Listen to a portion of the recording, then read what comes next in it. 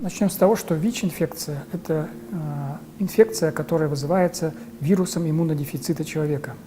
То есть это то заболевание, которое связано в какой-то степени с поражением иммунной системы. Конечно же, ВИЧ-инфекция, если вовремя не установлен диагноз у человека ВИЧ-инфекции, и он не вовремя не начал лечение, то неизбежно возможно развитие СПИДа.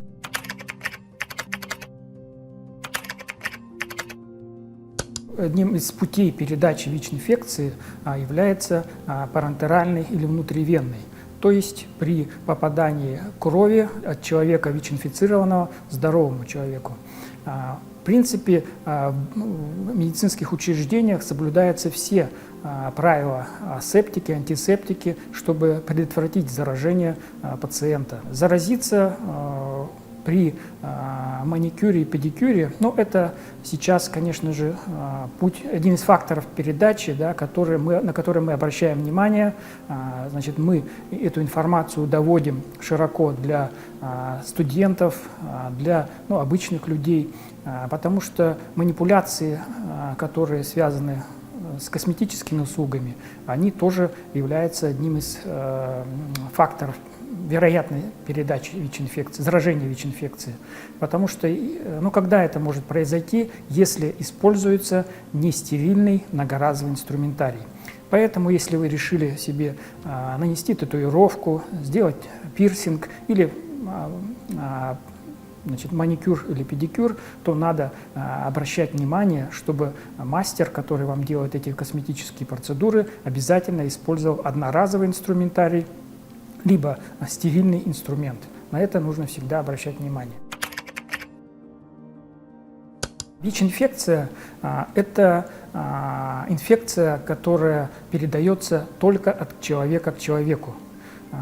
Ни насекомые, через насекомых, через животных, вообще, в общем, других живых существ, которые обитают на Земле, известные, заразиться нельзя. ВИЧ-инфекция, этот вирус живет и размножается только в организме человека. ВИЧ-инфицированных супругов может родиться здоровый ребенок, имеется в виду не ВИЧ-инфицированный. В том случае, если если супруги принимают лечение, получают лечение постоянно, и у них вирусная нагрузка снижается практически до нуля, то есть они становятся практически не заразны для других людей, и у них может родиться здоровый ребенок. Но всегда нужно планировать такую беременность.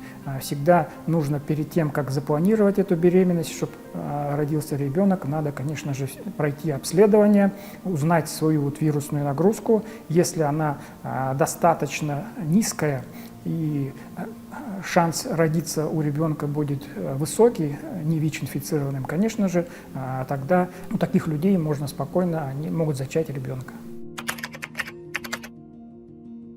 Пожалуй, сейчас одним из единственным средством, которое эффективно может предохранить человека от заражения ВИЧ-инфекцией, от заболеваний, передающихся половым путем, а также от нежелательной беременности, является все-таки презерватив. Это эффективное средство, это уже доказано, тем более, как я уже сказал, половой путь передачи, он является преимущественным, то есть порядка 60% случаев, что касается нашей республики статистики, передача произошла половым путем. Как гетеросексуальным, так и, в принципе, гомосексуальным, потому что, в принципе, мы этот путь тоже не исключаем.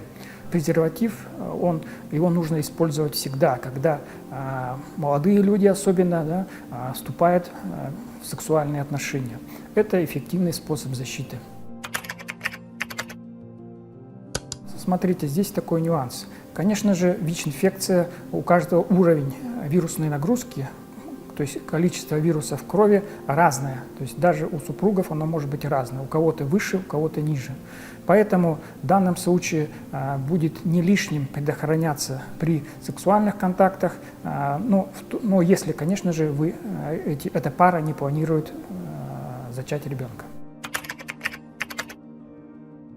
Те люди, которые получают это антиретровирусная терапия, лечение, против ВИЧ-инфекции, оно позволяет только вот снизить количество вирусов в крови и продлить качество жизни этого человека.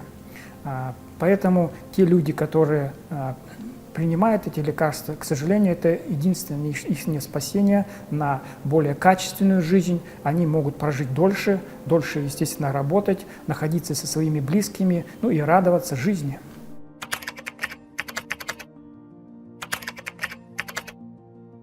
Еще одним из особенностей ВИЧ-инфекции является то, что у нее очень длительное время нет никаких клинических проявлений. Конечно, после заражения ВИЧ-инфекции через несколько недель или через месяц могут появиться симптомы, такие как повышение температуры, увеличение лимфоузлов, какие-то другие проявления, характерные для практически всех инфекционных заболеваний. Поэтому человек может не обратить на них внимания. То есть он может подумать, что он подхватил где-то обычную вирусную инфекцию. А также этих симптомов может и не быть. Обычно симптомы появляются, и то они не характерные, через 6-7 лет и, может быть, позже. Тут все зависит от иммунной системы.